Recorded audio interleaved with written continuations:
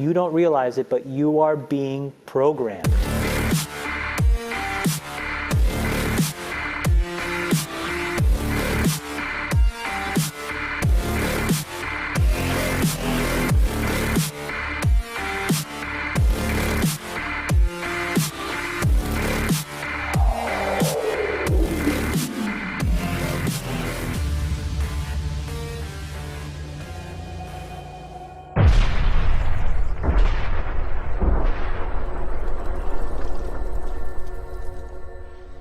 We kind of knew something bad could happen. Chamath Palihapitiya, a former Facebook executive once in charge of user growth, now says he has tremendous guilt about the social network he helped build. We have created tools that are ripping apart the social fabric of how society works. And it's influencing the next generation. Studies show 92% of teens go online daily, and 1 in 5 young people regularly wake up in the night to send or check messages on social media. People need to hard break from some of these tools and the things that you rely on. The short-term dopamine-driven feedback loops that we have created are destroying how society works. No civil discourse, no cooperation, misinformation, mistruth. Bad actors can now manipulate large swaths of people to do anything you want. He's not the only social media executive blowing the whistle. Former Facebook President Sean Parker recently said the initial goal was to get people hooked. You're exploiting a vulnerability in human psychology. The inventors, creators understood this consciously, and we did it anyway. We have to hold the tech industry accountable. Jim Steyer is founder of Common Sense Media. They, in many cases, have ignored the consequences, some of the downsides of some of the innovations they brought to our society. You don't realize it, but you are being programmed. But now you got to decide how much you're willing to give up.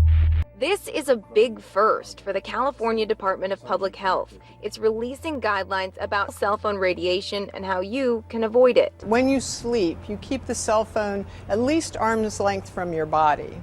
And also not carrying your cell phone in your pocket, having it either in your purse or not carrying it with you. The research suggests cell phones could increase our risk for brain cancer and tumors, low sperm count, headaches, impaired memory, hearing, and sleep. Currently, we're not doing a good job in regulating the radiation from these devices. In fact, we're doing an abysmal job.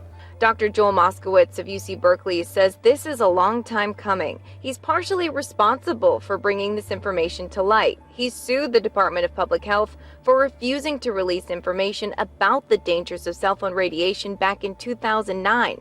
He won. People are being injured and harmed by the delay in having this information accessible to them.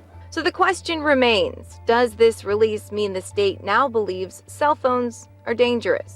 Police in India's Madhya Pradesh state detained several dozen Catholics singing Christmas carols. The group of 32 was comprised of seminarians and priests from St. Ephraim's Theological College.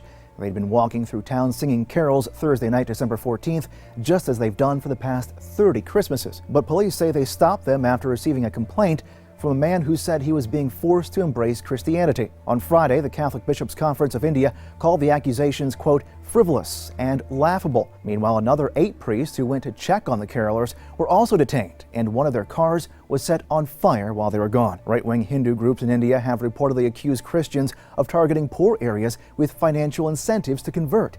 The CBCI counters that harassment and violence against Catholics is on the rise. What's the weather tomorrow? Tomorrow in Alhambra, you'll see lots of sun. Elizabeth Saldivar has been relying on her Amazon Echo ever since she got one as a Christmas gift last year. Did you have any concerns when you first got it? Well, I actually never really thought about it. Google and Amazon, the leading companies that make these devices, say they only record your voice when you activate them with so-called wake words. Alexa, turn on the hall lights. Okay. Those recordings are then transmitted back to Amazon and Google servers, where the questions are analyzed and answered. While that's how they work now, some are worried that could change in the near future. They're there to track you, to surveil you, and to sell you. The advocacy group Consumer Watchdog studied dozens of patent applications for possible future advances in Google and Amazon's smart home technology. What these patents describe is that they're always watching. They're always listening. One Amazon patent shows the company could instruct the Echo device to listen for designated trigger words, like a discussion of vacation destinations. It could then transcribe that conversation and use it to try to sell the user of the device a related product. I just think that it's concerning that they would be able to have access to my private life. It almost feels a little bit like Big Brother-ish. Nonprofit group Human Rights Watch has alleged the Chinese government is collecting the DNA of civilians in its Xinjiang region on a massive scale. Chinese authorities have instituted a widespread security crackdown in Xinjiang in recent years, targeting the Uyghur ethnic minority. Human Rights Watch published their report on December 13th. They cited a Chinese government document containing guidelines for the collection of DNA, blood type, iris scans, and fingerprints of people between 12 and 65. Human Rights Watch said the government collected DNA and blood types through a free physical exams program. They also said it's unclear if the government informed patients they were collecting this data. Scientists created plants that glow in the dark. It might sound like something from a science fiction story, but researchers think glowing plants could one day replace electric lights. Engineers at the Massachusetts Institute of Technology were inspired by fireflies. The insects glow when an enzyme called luciferase binds with the molecule luciferin.